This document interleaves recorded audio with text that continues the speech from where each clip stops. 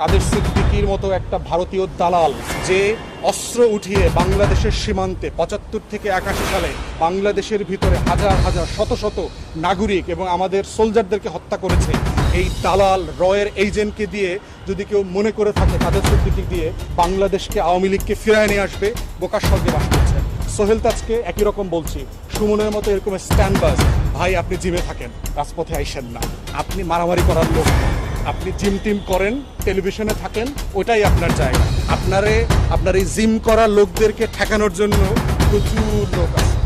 অতএব ফাইজলামি করবেন না, কোনো সুযোগ নাই সব ফাইজলামি আশ্রয় দেওয়ার। ৩২ নম্বরে যাবেন, কোনো সমস্যা নেই, এটা আপনাদের প্রপার্টি, আপনারা ওইখানে যাবেন, পূজা দিবেন, শেখ মুজিবের মূর্তিতে সেজদা করেন, এটা আপনাদের ব্যাপার।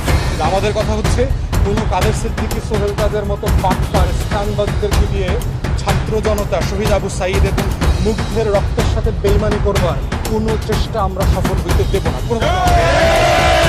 আপনারা যদি মনে করেন শাহবাগের কয়েক হাজার সংখ্যালঘুকে একসাথে জমায়েত করে সেইটার ব্যানারে ছাত্রলীগ যুবলীগকে একসাথে করে দেশে বিশৃঙ্খলা সৃষ্টি করবেন, এটা সফল হবে না, হইতে পারবে না, এটা মনে রাখবেন।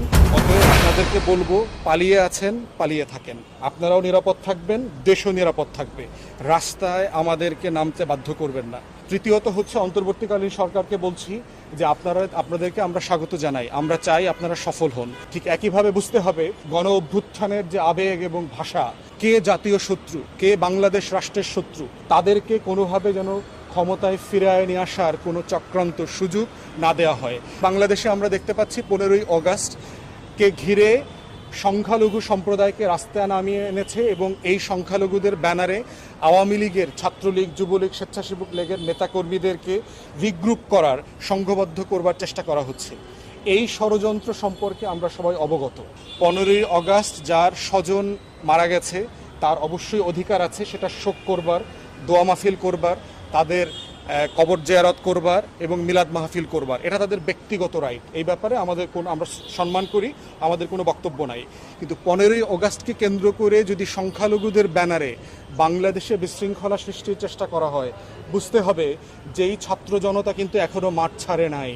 লক্ষ লক্ষ ছাত্র ছাত্রীরা দিন রাত রুটিন করে রাস্তায় নিরাপত্তা দিচ্ছে, মন্দির পাহারা দিচ্ছে, হিন্দুদের বাড়িঘর পাহারা দিচ্ছে, জমি পাহারা দিচ্ছে, হিন্দুদের দোকানপাট পাহারা দিচ্ছে, এলাকায় মহল্লায় গুরুত্বপূর্ণ রাষ্ট্রীয় প্রতিষ্ঠান পাহারা দিচ্ছে, থানা থেকে শুরু করে সেনাবাহিনীর অফিস আদালত পাহারা দিচ্ছে। সেই ছাত্র জনতা কিন্তু রাস্তা থেকে চলে যায় নাই। আপনারা দেখেছেন লক্ষ লক্ষ ছাত্রছাত্রীরা দেয়াল লিখন করছে, তারা দেয়ালে আর্ট করছে, বিপ্লবের যে কালচারাল রেভলিউশন হয়ে গেছে।